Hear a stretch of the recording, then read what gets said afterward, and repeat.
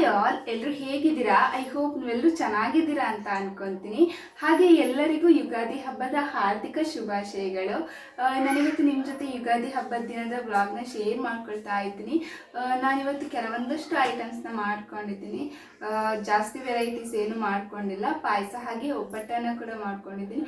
ಒಬ್ಬಟ್ಟನ್ನು ನಾನು ಯುಗಾದಿಗೆ ಸ್ಪೆಷಲ್ ಆಗಿ ಮಾಡ್ಕೊಳ್ತಾ ಇದ್ದೀನಿ ಅಂತಲೇ ಹೇಳ್ಬೋದು. ನಾನು ಅದನ್ನು ಫಸ್ಟ್ ಟೈಮ್ ಟ್ರೈ ಮಾಡ್ತಾ ಇರೋದು. ಯಾವ ರೀತಿಯಾಗಿ ಬರುತ್ತೆ ಅಂತ ಕೂಡ ನಂಗೆ ಗೊತ್ತಿಲ್ಲ. ನನಗೆ ಸಾಧ್ಯ ಆದಷ್ಟು ನಾನು ಟ್ರೈ ಮಾಡ್ತೀನಿ. ನಾನು ಒಬ್ಬಟ್ಟು ಮಾಡೋದ್ರಲ್ಲಿ ಪರ್ಫೆಕ್ಟ್ ಕೂಡ ಅಲ್ಲ. ಸಾಧ್ಯ ಆದಷ್ಟು ಟ್ರೈ ಮಾಡ್ತೀನಿ, ನೋಡುವ ಯಾವ ರೀತಿ ಬರುತ್ತೆ ಅಂತ. ಹಾಗೆ ನೀವು ಕೂಡ ಈ ವಿಡಿಯೋನ ಫುಲ್ ನೋಡಿ. ಹಾಗೆ ನಿಮಗೇನಾದರೂ ಈ ವಿಡಿಯೋ ಇಷ್ಟ ಆದರೆ ಪ್ಲೀಸ್ ನನ್ನ ಚಾನಲ್ನ ಸಬ್ಸ್ಕ್ರೈಬ್ ಮಾಡಿ. ಯಾಕಂದರೆ ನಿಮ್ಮ ಸಪೋರ್ಟ್ ನನಗೆ ತುಂಬಾ ಮುಖ್ಯ ಅಂತ ಹೇಳೋದಕ್ಕೆ ಇಷ್ಟಪಡ್ತೀನಿ. ನೀವು ಸಪೋರ್ಟ್ ಮಾಡೋದ್ರಿಂದ ಹೆಚ್ಚಿನ ಒಳ್ಳೊಳ್ಳೆ ವಿಡಿಯೋಗಳನ್ನು ಹಾಕೋದಕ್ಕೆ ತುಂಬಾ ಹೆಲ್ಪ್ ಆಗುತ್ತೆ ಅಂತಲೇ ಹೇಳ್ಬೋದು. ಬನ್ನಿ, ಹಾಗಿದ್ರೆ ಇವತ್ತಿನ ವಿಡಿಯೋನ ನೋಡ್ಕೊಂಡು ಬನ್ನಿ. ವಿಡಿಯೋ ಇಷ್ಟ ಆದರೆ ಒಂದು ಲೈಕ್ ಮಾಡೋದನ್ನು ಮರಿಬೇಡಿ. ಬನ್ನಿ, ಹಾಗಿದ್ರೆ ಇವತ್ತಿನ ವಿಡಿಯೋನ ಶುರು ಮಾಡೋಣ. ನಾನಿಲ್ಲಿ ಮೊದಲಿಗೆ ಚಿತ್ರಾನ್ನ ರೆಡಿ ಮಾಡ್ಕೊಳ್ತಾ ಇದ್ದೀನಿ. ಯಾಕಂದರೆ ಬ್ರೇಕ್ಫಾಸ್ಟ್ ಒಂದು ಬೇಗನೆ ರೆಡಿ ಮಾಡಿ ಇಟ್ಕೊಂಡ್ಬಿಟ್ರೆ ಮತ್ತೊಂದು ಸ್ವಲ್ಪ ಕೆಲಸ ಈಸಿ ಆಗುತ್ತೆ. ಹಾಗಾಗಿ ಫಸ್ಟ್ ಬ್ರೇಕ್ಫಾಸ್ಟ್ನ ಪ್ರಿಪೇರ್ ಮಾಡಿ ರೆಡಿ ಮಾಡಿ ಇಟ್ಬಿಡೋಣ ಅಂತ ಹೇಳಿ ನಾನೊಂದು ಸ್ವಲ್ಪ ಅನ್ನನ ರೆಡಿ ಮಾಡಿ ಇಟ್ಕೊಂಡಿದ್ದೀನಿ ಕುಕ್ಕರ್ನಲ್ಲಿ. ಅದೊಂದು ಸ್ವಲ್ಪ ತಣ್ಣಗಾಗಲಿ ಅಂತ ಓಪನ್ ಮಾಡಿ ಇಟ್ಬಿಟ್ಟಿದ್ದೀನಿ. ಇವಾಗ ಇನ್ನೊಂದು ಪಾತ್ರೆಗೆ ಒಂದು ಸ್ವಲ್ಪ ಎಣ್ಣೆ, ಸಾಸಿವೆ, ಉದ್ದಿನಬೇಳೆ ಹಾಗೆ ಒಂದು ಸ್ವಲ್ಪ ಕರಿಬೇವು, ಈರುಳ್ಳಿ, ಟೊಮೆಟೊನ ಹಾಕಿ ಚೆನ್ನಾಗಿ ಫ್ರೈ ಮಾಡ್ಕೊಳ್ತೀನಿ. ಇದೊಂದು ಸ್ವಲ್ಪ ಚೆನ್ನಾಗಿ ಫ್ರೈ ಆಗಬೇಕು, ತುಂಬ ಚೆನ್ನಾಗಿ ಬರುತ್ತೆ ಚೆನ್ನಾಗಿ ಫ್ರೈ ಆದರೆ. ಹಾಗೆ ಇದಕ್ಕೊಂದು ಸ್ವಲ್ಪ ಉಪ್ಪು ಹಾಗೆ ಅರಿಶಿನ ಪುಡಿನ ಹಾಕ್ಕೊಂಡು ಚೆನ್ನಾಗಿ ಮಿಕ್ಸ್ ಮಾಡ್ಕೊಳ್ತೀನಿ. ನೀವೇನಾದರೂ ಮಾವಿನಕಾಯಿ ಚಿತ್ರಾನ್ನ ಮಾಡ್ಕೋಬೇಕು ಅಂತ ಹೇಳಿದ್ರೆ ಇದೇ ಹಂತದಲ್ಲಿ ಒಂದು ಸ್ವಲ್ಪ ಮಾವಿನಕಾಯಿನ ತುರಿದ್ಬಿಟ್ಟು ಹಾಕ್ಕೊಂಡು ಚೆನ್ನಾಗಿ ಮಿಕ್ಸ್ ಮಾಡಿಕೊಂಡು ಆಮೇಲೆ ರೈಸ್ನ ಮಿಕ್ಸ್ ಮಾಡಿಕೊಂಡ್ರೆ ಆಯಿತು ಅಷ್ಟೇ. ತುಂಬಾ ಈಸಿಯಾಗಿ ಕೂಡ ಮಾಡ್ಕೊಳ್ಬೋದು. ಮಾವಿನಕಾಯಿ ಚಿತ್ರಾನ್ನ ಅಂತೂ ತುಂಬಾ ರುಚಿಯಾಗಿ ಬರುತ್ತೆ. ಹಾಗೆ ಇದಕ್ಕೆ ನೀವು ಲೆಮನ್ ರೈಸ್ ಮಾಡ್ಕೊಳ್ತೀರಾ ಅಂದರೆ ಇದೇ ಥರ ಮಾಡಿ ಇದ್ಮೇಲೆ ಲೆಮನ್ನ ಸ್ವಲ್ಪ ಹಾಕ್ಕೊಂಡ್ರೆ ಆಯಿತು ಅಷ್ಟೇ. ಅದು ಕೂಡ ತುಂಬ ರುಚಿಯಾಗಿ ಬರುತ್ತೆ. ನಾನಲ್ಲಿ ನಾರ್ಮಲಾಗಿ ಚಿತ್ರಾನ್ನ ಮಾಡ್ಕೊಳ್ತಾ ಇದ್ದೀನಿ. ಇದಕ್ಕೆ ಕಡಲೆಕಾಯಿ ಬೀಜ ಹಾಕೋದನ್ನು ಕೂಡ ನಾನು ಮರ್ತುಬಿಟ್ಟೆ ಅರ್ಜೆಂಟಲ್ಲಿ. ಇಷ್ಟೇ ಫ್ರೆಂಡ್ಸ್, ನಾನು ತುಂಬಾ ಸಿಂಪಲ್ಲಾಗಿಯೇ ಮಾಡ್ಕೊಂಡಿದ್ದೆ ಚಿತ್ರಾನ್ನ ಮಾಡಿಟ್ಬಿಟ್ಟು ನಾನು ಇಲ್ಲಿ ಸಾಂಬಾರಿಗೆ ರೆಡಿ ಮಾಡಿಟ್ಕೊಳ್ಳೋಣ ಅಂತ ಹೇಳಿ ಸಾಂಬಾರಿಗೆ ಸ್ವಲ್ಪ ಫ್ರೈ ಮಾಡಿಕೊಂಡು ರುಬ್ಬಿ ಇಟ್ಕೊಂಡು ಬಿಡ್ತೀನಿ. ಆಮೇಲೆ ನಾವು ತರಕಾರಿನೆಲ್ಲ ಬೇಯೋದಕ್ಕಿಟ್ಟು ಆಮೇಲೆ ಬ್ರೇಕ್ಫಾಸ್ಟ್ನ ಮುಗಿಸ್ಕೊಂಡ್ರೆ ಆಯಿತು ಅಂತ ಹೇಳಿಬಿಟ್ಟು ಒಂದು ಸ್ವಲ್ಪ ಫಸ್ಟ್ ರುಬ್ಬೋದಕ್ಕೆ ರೆಡಿ ಮಾಡಿ ಇಟ್ಕೊಂಡೆ. ಇವಾಗೊಂದು 6 ಬ್ಯಾಡಗಿ ಮೆಣಸನ್ನು ಚೆನ್ನಾಗಿ ಫ್ರೈ ಮಾಡ್ಕೊಳ್ತೀನಿ. ಅದು ಫ್ರೈ ಆದಮೇಲೆ ಒಂದು ಸ್ವಲ್ಪ ಕರಿಬೇವಿನ ಸೊಪ್ಪು ಹಾಗೆ ಒಂದು ಈರುಳ್ಳಿನ ಹಾಕ್ಕೊಂಡು ಫ್ರೈ ಮಾಡ್ಕೊಳ್ತೀನಿ. ಆಮೇಲೆ ಒಂದು 2 ಸ್ಪೂನಷ್ಟು ಕೊತ್ತಂಬರಿ, ಒಂದು ಅರ್ಧ ಸ್ಪೂನಷ್ಟು ಜೀರಿಗೆ, 1 ಸ್ಪೂನಷ್ಟು ಉದ್ದಿನಬೇಳೆ, 1 ಸ್ಪೂನಷ್ಟು ಕಡಲೆಬೇಳೆ ಅದನ್ನೆಲ್ಲ ಹಾಕ್ಕೊಂಡು ಚೆನ್ನಾಗಿ ಫ್ರೈ ಮಾಡ್ಕೊಳ್ತೀನಿ. ಆಮೇಲೆ ಒಂದು ಸ್ವಲ್ಪ ಕಾಯಿ ತುರಿನ ಹಾಕ್ಕೊಂಡು ಸ್ವಲ್ಪ ಫ್ರೈ ಮಾಡ್ಕೊಂಡ್ರೆ ಸಾಕು. ಆಮೇಲೆ ಒಂದು ಸ್ವಲ್ಪ ಹುಣಸೆ ಹುಳಿನ ಹಾಕ್ಕೊಂಡು ಒಂದು ಸ್ವಲ್ಪ ನೀರನ್ನು ಹಾಕಿ ಒಂದು ಚೆನ್ನಾಗಿ ಪೇಸ್ಟ್ ಮಾಡಿಕೊಂಡ್ರೆ ಆಯಿತು. ತುಂಬಾ ರುಚಿಯಾಗಿ ಬರುತ್ತೆ. ನಾವಂತೂ ಮಾಮೂಲಿಯಾಗಿ ಇದೇ ರೀತಿ ಮಾಡೋದು. ತರಕಾರಿ ಸಾಂಬಾರೆಲ್ಲ ಯಾವಾಗಲೂ ಇದೇ ರೀತಿ ಸೇಮ್ ಒಂದೇ ಮೆಥಡಲ್ಲಿ ಮಾಡೋದು ತರಕಾರಿ ಸಾಂಬಾರನ್ನ. ಇವಾಗ ನಾನೊಂದು ಸೌತೆಕಾಯಿ ಹಾಗೆ 1-2 ಆಲೂಗಡ್ಡೆ ಹಾಗೆ 1-2 ಕೋಲು ನುಗ್ಗೆಕಾಯಿನ ಹಾಕ್ಕೊಂಡಿದ್ದೀನಿ.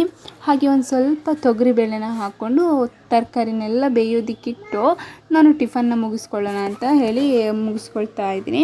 ಅಷ್ಟರಲ್ಲಿ ನಮ್ಮ ತರಕಾರಿ ಕೂಡ ಬೆಂದಿರುತ್ತೆ ಅಂತ ಹೇಳಿ ಇಲ್ಲಿ ನೋಡ್ತಿರ್ಬೋದು. ತರಕಾರಿ ನಾನು ಟಿಫಿನ್ ಮುಗಿಸೋದಷ್ಟರಲ್ಲಿ ತರಕಾರಿ ಎಲ್ಲನೂ ಕೂಡ ಬೆಂದಿದೆ ಚೆನ್ನಾಗಿ. ನಾನೊಂದು 2 ವಿಸಿಲ್ ಕೂಗಿಸ್ಕೊಂಡಿದ್ದೀನಿ ಅಷ್ಟೇ.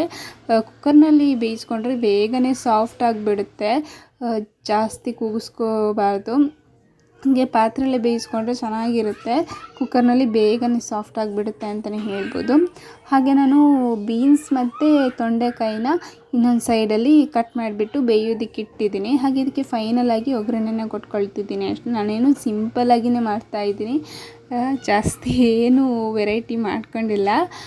ಹಾಗೆ ಇಲ್ಲಿ ನಾನು ಪಲ್ಯಕ್ಕೆ ರೆಡಿ ಮಾಡ್ಕೊಳ್ತಾ ಇದ್ದೀನಿ. ಪಲ್ಯಕ್ಕೆ ಒಂದು ಸ್ವಲ್ಪ ಎಣ್ಣೆ, ಸಾಸಿವೆ, ಉದ್ದಿನಬೇಳೆ ಹಾಗೆ ಕಡಲೆಬೇಳೆ ಹಾಗೆ ಒಂದು ಸ್ವಲ್ಪ ಕರಿಬೇವಿನ ಸೊಪ್ಪು ಹಾಗೆ 1 ಬ್ಯಾಡಗಿ ಮೆಣಸನ್ನು ಹಾಕ್ಕೊಂಡು ಒಂದು ಸ್ವಲ್ಪ ಚೆನ್ನಾಗಿ ಫ್ರೈ ಮಾಡ್ಕೊಳ್ತೀನಿ. ಅದು ಫ್ರೈ ಮಾಡ್ಕೊಂಡಾದಮೇಲೆ ಒಂದು ಈರುಳ್ಳಿನ ಹಾಕ್ಕೊಳ್ತೀನಿ.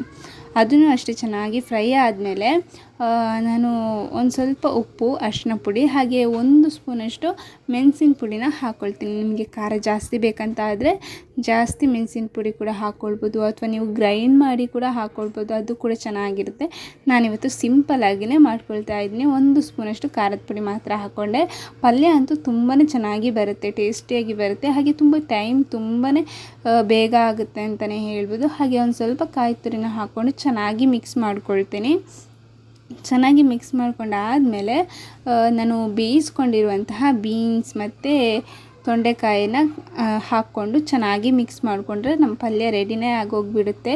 ತುಂಬಾ ಈಸಿಯಾಗಿ ಸಿಂಪಲ್ಲಾಗಿ ಮಾಡ್ಕೊಳ್ಬೋದು ಅಂತಲೇ ಹೇಳ್ಬೋದು. ಟೇಸ್ಟಿಯಾಗಿ ಕೂಡ ಬರುತ್ತೆ ಈ ಥರ ಮಾಡಿಕೊಂಡ್ರೆ. ನಿಮಗೆ ಜಾಸ್ತಿ ಖಾರ ಬೇಕು ಅಂತ ಹೇಳಿದ್ರೆ 2-3 ಸ್ಪೂನಷ್ಟು ಖಾರದ ಪುಡಿ ಕೂಡ ಹಾಕ್ಕೊಳ್ಬೋದು. ನಾನೊಂದು ಸ್ಪೂನ್ ಖಾರದ ಪುಡಿ ಮಾತ್ರ ಹಾಕ್ಕೊಂಡಿದ್ದೀನಿ. ನೋಡ್ತಿರ್ಬೋದು ತುಂಬಾ ರುಚಿಯಾಗಿ ಬರುತ್ತೆ ಪಲ್ಯ. ಇದಾದಮೇಲೆ ನಾನಿವತ್ತು ಫಸ್ಟ್ ಟೈಮ್ ಒಬ್ಬಟ್ಟನ್ನು ಟ್ರೈ ಮಾಡ್ತಾಯಿದ್ದೀನಿ. ಯಾವ ರೀತಿ ಬರುತ್ತೆ ಅಂತ ನನಗೂ ಕೂಡ ಗೊತ್ತಿಲ್ಲ, ನಂಗೆ ಆದಷ್ಟು ಟ್ರೈ ಮಾಡ್ತೀನಿ. ಇವಾಗ ಕಡಲೆಬೇಳೆನ ನಾನು ಒಂದು ಅರ್ಧ ಕಪ್ಪಷ್ಟು ಕಡಲೆಬೇಳೆನ ಚೆನ್ನಾಗಿ ತೊಳೆದು ನೆನೆಸಿಡ್ತಾ ಇದ್ದೀನಿ. ಹಾಗೆ ಇಲ್ಲಿ ಕಣ್ಕನ ರೆಡಿ ಮಾಡೋದಕ್ಕೆ 1 ಕಪ್ಪಷ್ಟು ಮೈದಾನ ತಗೊಂಡಿದ್ದೀನಿ. ಹಾಗೆ ಒಂದು ಅರ್ಧ ಕಪ್ ಆಗುವಷ್ಟು ಚಿರೋಟಿ ರವೆನ ತಗೊಂಡಿದ್ದೀನಿ. ಅದಕ್ಕೆ ಒಂದು ಸ್ವಲ್ಪ ಉಪ್ಪು, ಹಾಗೆ ಅರಿಶಿನ ಪುಡಿನ ಹಾಕ್ಕೊಂಡು ಹಾಗೆ ಡ್ರೈ ಆಗಿಯೇ ಚೆನ್ನಾಗಿ ಕಲಿಸ್ಕೋಬೇಕು. ಇದು ಕಲಿಸ್ಕೊಂಡಾದಮೇಲೆ ನಾವು ಸ್ವಲ್ಪನೇ ನೀರನ್ನು ಸೇರಿಸ್ಕೊಂಡು ಹಿಟ್ಟನ್ನು ಚೆನ್ನಾಗಿ ನಾದ್ಕೋಬೇಕು. ನಾವು ಹಿಟ್ಟನ್ನು ಎಷ್ಟು ಚೆನ್ನಾಗಿ ನಾದ್ಕೋತೀವೋ ಅಷ್ಟು ಚೆನ್ನಾಗಿ ಬರುತ್ತೆ ಅಂತಲೇ ಹೇಳ್ಬೋದು. ತುಂಬಾ ಸಾಫ್ಟ್, ಅಂದರೆ ಜಾಸ್ತಿ ನೀರು ಹಾಕಿ ತುಂಬ ತೆಳು ಮಾಡ್ಕೋಬಾರ್ದು. ಎಷ್ಟು ನೀರು ಬೇಕೋ ಅಷ್ಟು ನೀರನ್ನು ನೋಡಿಕೊಂಡು ಚೆನ್ನಾಗಿ ಹಿಟ್ಟನ್ನು ನಾದ್ಕೋಬೇಕು. ಮತ್ತು ಆಮೇಲೆ ಒಂದು ಸ್ವಲ್ಪ ಎಣ್ಣೆ, 2-3 ಟೇಬಲ್ ಸ್ಪೂನಷ್ಟು ಎಣ್ಣೆನ ಹಾಕ್ಕೊಂಡು ಚೆನ್ನಾಗಿ ಕಲಿಸ್ಕೋಬೇಕು. ತುಂಬ ಸಾಫ್ಟಾಗಿ ಬರುತ್ತೆ. ಹಾಗೆ ನಾವು ಹಿಟ್ಟನ್ನು ಕಲಿಸ್ಕೊಂಡ್ರೆ ಯಾವ ರೀತಿ ಕಲಿಸ್ಕೊಳ್ತೀವಿ ನೋಡಿ, ಆ ರೀತಿ ಅಷ್ಟು ಚೆನ್ನಾಗಿ ಒಬ್ಬಟ್ಟು ಬರುತ್ತೆ ಅಂತಲೇ ಹೇಳ್ಬೋದು. ನಾನಿವಾಗ ಕಲಿಸ್ಕೊಂಡು ಅದಕ್ಕೊಂದು ಸ್ವಲ್ಪ ಎಣ್ಣೆನ ಹಾಕಿ 1-2 ಗಂಟೆ ಹಾಗೆಯೇ ಇಟ್ಬಿಡ್ತೀನಿ ಮ್ಯಾರಿನೇಟ್ ಆಗೋದಕ್ಕೆ. ಇವಾಗ ಇಷ್ಟರಲ್ಲಿ ನಾವು ಹೂರಣ ರೆಡಿ ಮಾಡ್ಕೋಬೇಕು ಅಲ್ವಾ, ಹಾಗಾಗಿ ನಾನಿಲ್ಲಿ ನೆನೆಸಿಟ್ಟಿರುವಂತಹ ಕಡಲೆಬೇಳೆನ ಬೇಯಿಸ್ಕೊಳ್ತಾ ಇದ್ದೀನಿ. ಇಲ್ಲಿ ನೀವು ನೋಡ್ತಿರ್ಬೋದು ನೀರನ್ನೆಲ್ಲ ಸಪ್ರೇಟ್ ಮಾಡಿ ಕಡಲೆಬೇಳೆ ಚೆನ್ನಾಗಿ ಸಾಫ್ಟಾಗಿ ಬೆಂದಿದೆ. ಇವಾಗ ನಾನು ಬೆಲ್ಲನ ಒಂದು ಸ್ವಲ್ಪ ನೀರನ್ನು ಹಾಕ್ಕೊಂಡು ಪಾಕದ ಥರ ಮಾಡ್ಕೊಳ್ತೀನಿ. ಜಾಸ್ತಿ ನೀರು ಹಾಕ್ಕೊಂಡ್ರೆ ಹೂರಣ ನೀರಾಗಿಬಿಡುತ್ತೆ, ಅದನ್ನು ಹೂರಣನ ಉಂಡೆ ಮಾಡೋದಕ್ಕೆ ಆಗಲ್ಲ. ಹಾಗಾಗಿ ಒಂದು ಸ್ವಲ್ಪ ನೀರನ್ನು ಹಾಕ್ಕೊಂಡು ಬೆಲ್ಲನ ಒಂದು ಸ್ವಲ್ಪ ನೀರು ಮಾಡ್ಕೊಂಡಿದ್ದೀನಿ. ಹಾಗೆ ಅದಕ್ಕೊಂದು ಸ್ವಲ್ಪ ಕಾಯಿ ತುರಿನ ಹಾಕ್ಕೊಂಡು ಚೆನ್ನಾಗಿ ಮಿಕ್ಸ್ ಮಾಡ್ಕೊಳ್ತೀನಿ. ಆಮೇಲೆ ಕಡಲೆಬೇಳೆನ ಹಾಕ್ಕೊಂಡು ಚೆನ್ನಾಗಿ ಮಿಕ್ಸ್ ಮಾಡಿಕೊಂಡು ಒಂದು ಸ್ವಲ್ಪ ಗ್ರೈಂಡ್ ಮಾಡಿಕೊಂಡು ಅದನ್ನು ಹೂರಣ ಅಂದರೆ ಉಂಡೆ ಥರ ಕಟ್ಕೊಂಡ್ರೆ ಆಯಿತು ಅಷ್ಟೇ. ತುಂಬಾ ಈಸಿಯಾಗಿ ಮಾಡ್ಬೋದು, ಹಾಗೆ ತುಂಬ ಘಮ ಬರುತ್ತೆ ಈ ಥರ ಫ್ರೈ ಮಾಡ್ಕೋಬೇಕಂದ್ರೆ. ಇವಾಗ ನಾನು ಎಣ್ಣೆನ ಹಾಕಿಟ್ಟಿದ್ದೆ ಅಲ್ವಾ, ಅದನ್ನು ಒಂದು ಬೌಲ್ಗೆ ಟ್ರಾನ್ಸ್ಫರ್ ಮಾಡ್ಕೊಳ್ತಾ ಇದ್ದೀನಿ. ಎಣ್ಣೆ ನೋಡಿ ಯಾವುದೇ ರೀತಿ ವೇಸ್ಟ್ ಆಗಲಿಲ್ಲ, ತುಂಬಾ ಕ್ಲಿಯರ್ ಆಗಿದೆ. ಇವಾಗ ನಾನು ಈ ಸೈಡಲ್ಲಿ ಹಾಲನ್ನು ಕೂಡ ಕಾಯೋದಕ್ಕೆ ಇಟ್ಟಿದ್ದೀನಿ. ಯಾಕಂದರೆ ನಾನು ಶಾವಿಗೆ ಪಾಯಸನ ಮಾಡಬೇಕಂತ ಅಂದ್ಕೊಂಡಿದ್ದೆ, ಹಾಗಾಗಿ ಹಾಲನ್ನು ಕಾಯೋದಕ್ಕಿಟ್ಟು ಅದಕ್ಕೊಂದು ಸ್ವಲ್ಪ ಸಕ್ಕರೆನ ಹಾಕ್ಕೊಂಡು ಚೆನ್ನಾಗಿ ಕುದಿಸ್ಕೊತೀನಿ. ಆಮೇಲೆ ಇದಕ್ಕೆ ಶಾವಿಗೆನ ಹಾಕ್ಕೊಂಡು ಬೇಯಿಸ್ಕೊಂಡ್ರೆ ಆಯಿತು ಅಷ್ಟೇ. ತುಂಬಾ ಸಿಂಪಲಾಗಿ ಶಾವಿಗೆ ಪಾಯಸನ ಮಾಡ್ಕೋಬೋದು. ಇದಕ್ಕೊಂದು ಸ್ವಲ್ಪ ತೆಳುವಾಗಿ ಮಾಡಿಕೊಂಡ್ರೆ ತುಂಬಾ ಚೆನ್ನಾಗಿರುತ್ತೆ. ಹಾಗೆ ಇದಕ್ಕೆ ನಾನು ಏಲಕ್ಕಿನ ಹಾಗೆ ಬಿಡಿಸ್ಕೊಂಡು ಹಾಕ್ಕೊಂಡ್ಬಿಟ್ಟೆ. ಸ್ವಲ್ಪ ಜಜ್ಜಿಬಿಟ್ಟು ಹಾಕ್ಕೊಂಡ್ರೆ ತುಂಬ ಟೇಸ್ಟಿಯಾಗಿ ಬರುತ್ತೆ ಏಲಕ್ಕಿ. ಇದನ್ನು ಒಂದು ಸ್ವಲ್ಪ ಚೆನ್ನಾಗಿ ಮಿಕ್ಸ್ ಮಾಡಿಕೊಂಡು ಬೇಯೋದಕ್ಕೆ ಬಿಟ್ಟರೆ ಆಯಿತು ಅಷ್ಟೇ. ಇದು ಬೇಯೋಷ್ಟರಲ್ಲಿ ನಾನು ಕಣ್ಕನ ರೆಡಿ ಮಾಡ್ಕೊಂಡು ಬಿಡೋಣ ಅಂತ ಹೇಳಿ ಇದಕ್ಕೆ ಒಂದು ಸ್ವಲ್ಪ ಏಲಕ್ಕಿನ ಬಿಡಿಸ್ಕೊಂಡು ಹಾಕಿಬಿಟ್ಟು ಹಾಗೆ ಬೇಯೋದಕ್ಕೆ ಬಿಟ್ಟು ನಾನು ಹೋಳಿಗೆಗೆ ಕಣ್ಕನ ರೆಡಿ ಮಾಡ್ಕೊಳ್ತೀನಿ.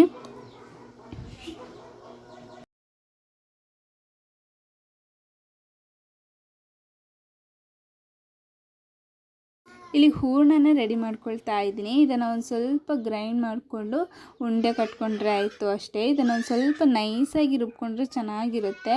ನಾವಿದೇನು ಫ್ರೈ ಮಾಡ್ಕೊಂಡಿದ್ವಲ್ಲ, ಇದು ಬೆಲ್ಲ ಮತ್ತು ಕಡಲೆಬೇಳೆ ಹಾಗೆ ತೆಂಗಿನಕಾಯಿ ತುರಿ, ಅದನ್ನು ಒಂದು ಸ್ವಲ್ಪ ರುಬ್ಕೊಳ್ತಿದ್ದೀನಿ ಅಷ್ಟೇ. ಈ ಥರ ಇಷ್ಟೊಂದಿದೆ. ಇದರಲ್ಲಿ ಒಂದು 5ರಿಂದ 6 ಹೋಳಿಗೆ ಆರಾಮಾಗಿ ಆಗುತ್ತೆ ಅಂತಲೇ ಹೇಳ್ಬೋದು. ನೀವು ನೋಡ್ತಿರ್ಬೋದು ಹೂರಣ ಕೂಡ ನಾನು ಉಂಡೆ ಕಟ್ಕೊಂಡೆ ರುಬ್ಬಿ. ಇವಾಗ ನಾನು ಕಣ್ಕನ ಹಾಕಿ ಅದ್ರ ಮೇಲೆ ಹೂರಣನ ಹಾಕಿ ಒಬ್ಬಟ್ಟನ್ನು ತಟ್ಕೋತಾ ಇದ್ದೀನಿ. ನೀವು ಬಟರ್ ಪೇಪರ್ ಮೇಲೆ ತಟ್ಕೊಂಡ್ರೆ ತುಂಬಾ ಚೆನ್ನಾಗಿರುತ್ತೆ, ಅಥವಾ ನೀವು ಲಟ್ಟಣಿಗೆಯಲ್ಲಿ ಲಾಟಿಸ್ಬೋದು, ತುಂಬ ಚೆನ್ನಾಗಿ ಕೂಡ ಬರುತ್ತೆ ನೀವು ಚೆನ್ನಾಗಿ ಅದನ್ನು ನಾದ್ಕೊಂಡಿದ್ರೆ. ಇವಾಗ ಇದನ್ನು ಒಂದು ಸ್ವಲ್ಪ ಫೋಲ್ಡ್ ಮಾಡಿಬಿಟ್ಟು ಅದನ್ನು ತಟ್ಕೊಳ್ತಾ ಇದ್ದೀನಿ. ನೀವು ಜಾಸ್ತಿ ಚೆನ್ನಾಗಿ ನಾದ್ಕೊಂಡ್ರೆ ತುಂಬಾ ತೆಳುವಾಗಿ ಬರುತ್ತೆ. ನಾನು ಫಸ್ಟ್ ಟೈಮ್ ಮಾಡಿದ್ರಿಂದ ಸ್ವಲ್ಪ ದಪ್ಪಗೇ ಮಾಡ್ಕೊಂಡಿದ್ದೆ. ಟೇಸ್ಟ್ ತುಂಬ ಚೆನ್ನಾಗಿ ಬಂದಿತ್ತು, ಬಟ್ ಸ್ವಲ್ಪ ದಪ್ಪ ಆಗಿತ್ತು ಅಂತ ಅನಿಸ್ತು ಅಷ್ಟೇ. ಇದನ್ನು ಹೋಳಿಗೆನ ಚೆನ್ನಾಗಿ ತಟ್ಕೊಂಡು ಇವಾಗ ಒಂದು ಪ್ಯಾನ್ಗೆ ಸ್ವಲ್ಪ ಎಣ್ಣೆನ ಹಾಕ್ಕೊಂಡು ಈ ಹೋಳಿಗೆನ ಹಾಕ್ಕೊಳ್ತಾ ಇದ್ದೀನಿ. ಅದನ್ನು 2 ಸೈಡ್ ಚೆನ್ನಾಗಿ ಬೇಯಿಸ್ಕೊಂಡ್ರೆ ಆಯಿತು, ತುಂಬಾ ರುಚಿಯಾಗಿ ಬರುತ್ತೆ. ಹಾಗೆ ಯುಗಾದಿ ಹಬ್ಬಕ್ಕೆ ತುಂಬಾ ಸ್ಪೆಷಲ್ ಹೋಳಿಗೆ ಅಂತಲೇ ಹೇಳ್ಬೋದು. ಅದು ಕೂಡ ನಾನು ಫಸ್ಟ್ ಟೈಮ್ ಟ್ರೈ ಮಾಡಿದ್ದೆ, ಬಟ್ ಚೆನ್ನಾಗಿ ಬಂದಿತ್ತು, ಬಟ್ ಸ್ವಲ್ಪ ದಪ್ಪ ಆಯಿತು ಅಂತ ಅನ್ನಿಸ್ತು ಅಷ್ಟೇ. ಇದನ್ನು 2 ಕಡೆ ಚೆನ್ನಾಗಿ ಬೇಯಿಸ್ಕೊಂಡ್ರೆ ಆಯಿತು ಅಷ್ಟೇ. ಇದನ್ನು ತುಂಬ ತೆಳುವಾದರೆ ತುಂಬಾ ಚೆನ್ನಾಗಿ ಉಬ್ಕೊಳ್ಳುತ್ತೆ, ಬಟ್ ಇದು ಸ್ವಲ್ಪ ದಪ್ಪ ಆಯಿತು. ನೋಡಿ ಈ ಥರ ಆಗಿದೆ, ತುಂಬ ಚೆನ್ನಾಗಿದೆ, ಬಟ್ ಒಂದು ಸ್ವಲ್ಪ ದಪ್ಪ ಆಯಿತು ಅಂತ ಅನ್ನಿಸ್ತು ಅಷ್ಟೇ. ನಾನಿವತ್ತೇನು ಹಬ್ಬದ ಅಡುಗೆ ಅಂದರೆ ತುಂಬ ಜಾಸ್ತಿ ವೆರೈಟಿ ಏನೂ ಮಾಡ್ಕೊಂಡಿಲ್ಲ. ಹೋಳಿಗೆ, ಪಾಯಸ, ಹಾಗೆ ಪಲ್ಯ, ಹಾಗೆ ಒಂದು ಸಾಂಬಾರು ಅಷ್ಟೇ ಮಾಡ್ಕೊಂಡಿದ್ದು. ನಿಮ್ಮ ಮನೇಲಿ ಯಾವ ರೀತಿ ಎಲ್ಲ ವೆರೈಟಿ ಮಾಡ್ತೀರಾ ಅಂತ ನಿಮಗೇನಾದರೂ ಟೈಮ್ ಇದ್ದರೆ ಕಮೆಂಟ್ ಮಾಡಿ. ಇಲ್ಲಿ ನೋಡ್ತಿರ್ಬೋದು ಈ ಥರ ರೆಡಿ ಮಾಡ್ಕೊಂಡಿದ್ದೀನಿ ನಾನು ಐಟಮ್ಸ್ನೆಲ್ಲ.